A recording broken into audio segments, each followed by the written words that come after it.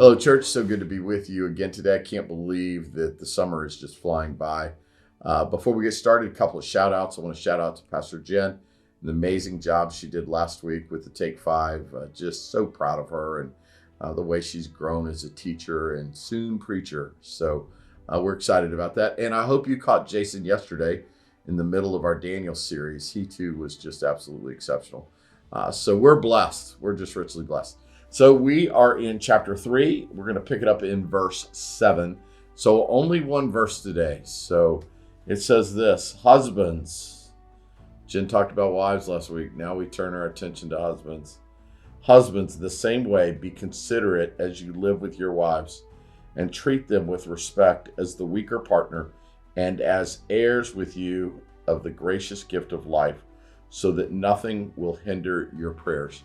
All right, so there's quite a bit going on there. First of all, let me make this comment, is that I believe respect is holiness expressed, right? So when we talk about holiness, the virtues of being set apart, of reflecting Christ in all things, to be trailing the fruit of the Spirit behind you as you walk through life.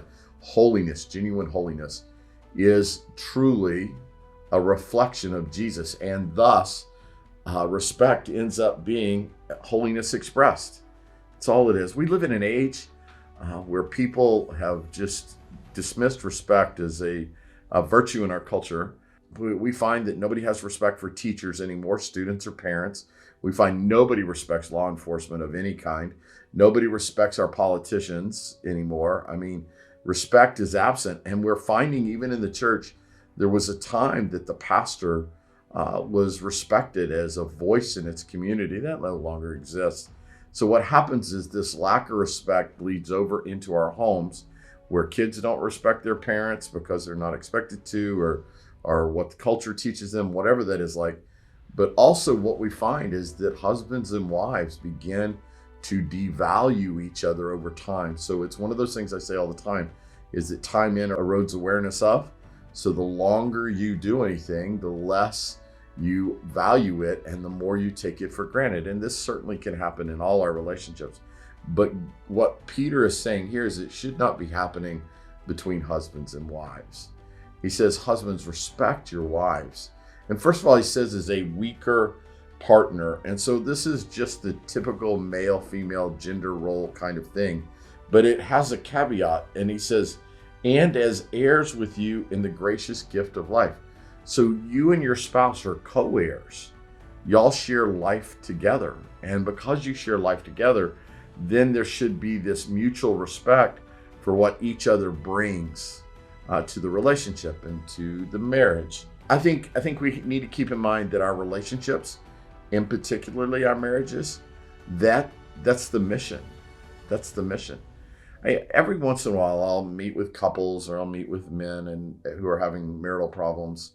And so they'll talk about all the reasons why that is. And I'll just say, how it goes in your home is how it goes in the rest of your life, right? The Bible, the Proverbs make it very clear that if it is not going well in your home, it is probably not going well in your life. It begins in your home with your spouse. And here's the thing. It says, you should do nothing that will hinder your prayers. Right. So this is an example of that, is that it's very, very hard for you to be praying for God to intercede on your behalf on any number of things, only for you to go home and treat your spouse disrespectfully. Right. So here's just a confession that I'll make. I'm not going to sit here and tell you that I've been a perfect husband. I certainly have not always been a perfect husband. But one of the things that I value is the fact that Dee Dee brings so much to our family. I mean, we nicknamed her the Rock. I mean, she's the rock on which we all lean into when times are hard.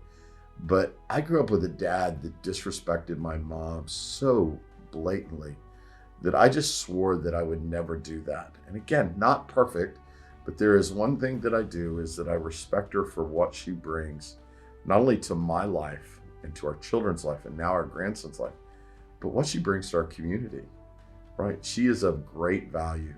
So I tell the young girls in our church that you are a priceless child of God, worthy of unconditional love. All right, so let me turn the attention Husbands, hear me out. You need to be respecting your wives. You need to be stand-up, righteous men of God, for there are not enough of them in this world. But wives, hear me clearly.